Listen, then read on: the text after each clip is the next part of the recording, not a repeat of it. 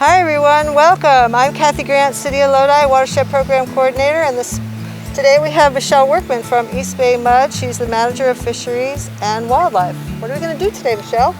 Well, we're here at the Mokelumne River Hatchery, and this is where the Mokelumne River Chinook salmon begins and ends its life. So let's go take a look and see what they're doing. The Mokelumne River Hatchery was built in the 1960s along with the building of Camanche Dam. It was built to mitigate or make up for the lost habitat that was blocked when Camanche Dam was built. The facility is owned by East Bay Mud because we're responsible for blocking passage for fish, but it's operated by the California Department of Fish and Wildlife through a long-term cooperative agreement between the two agencies to make sure we're all working together to sustain the fish population. Part of the mission statement for East Bay Mud is to protect and be good stewards of the natural resources in which we're entrusted, and we take that very seriously.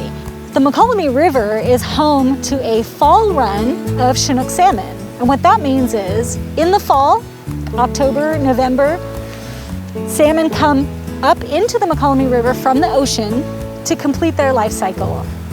They come into the river and some fish spawn in the river, but others are guided into the hatchery by a fish ladder. They're able to make it up the fish ladder into the hatchery building, where workers from the Department of Fish and Wildlife crowd them into the building. Once in the building, they can separate males and females for processing. And how they process them is to take the eggs from the female and take the milt from the male and combine those to fertilize the eggs. Once they've fertilized the eggs, they put them in an iodine bath to disinfect them to make sure that they have the best chance of survival. And then they're put up in egg stacks or egg jars to incubate. And there we wait for the juvenile fish to come out. So when a salmon hatches from its eggs, the cool thing about it is, we like to say their mom packs a lunch for them. So when they hatch, they have a yolk sac attached to their body. They're called alevin. And so they don't need to eat like you or I. They have their lunch attached to their belly. So for a little bit of time, they're able to just get nutrients from that yolk sac, and they won't actually start eating food until they've completely absorbed that.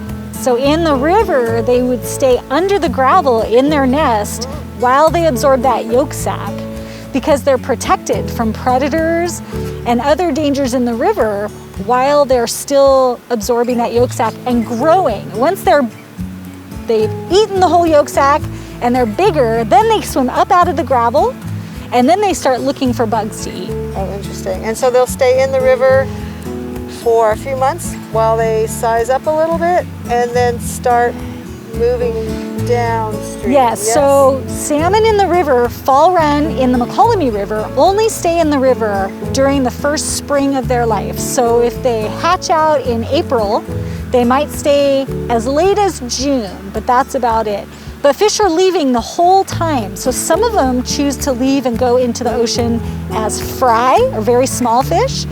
Some of them stay in the river and eat and get big, and they don't go to the ocean until they're smolt. Wow. So they are leaving the whole time from January through June. They're always leaving the system. When a fish is spawning in the river, what we see is it's very easy for us as biologists to find a red because the female does a great job of cleaning the gravel in the river. The female will find a place that she thinks is a good place to build a nest. It has good water depth, it has good speed of water or velocity, so that keeps oxygen flowing over the eggs.